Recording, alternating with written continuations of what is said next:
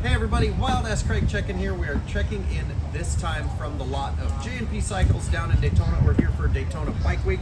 We're going to show you what's in the box of the Wild Ass Smart Lite, and we're very quickly going to show you how to set this up. So when I open the box, you'll see the package.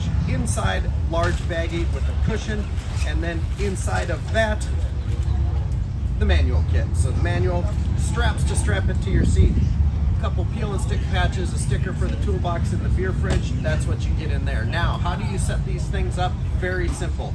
Inside the cover, we can take the bladder out. If you ever get this thing dirty, machine wash this with the dark loaded t-shirts or whatever. Just don't dry it. Wash it, let it air dry. Now, how do we set these things up?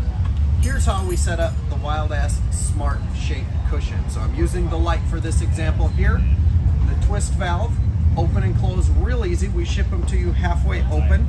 So I'm going to close this to find out how much air is in the cushion. There's a line right up the center, so we do not want to be half full of air. So now I'm going to open the valve, and to get this thing set up for most applications, I'm going to squeeze the air out of these two cells also, so leaving just 4 cells of air nearest the valve set up. When you sit on this cushion, see how the air goes throughout the cushion where it needs to be to keep you floating.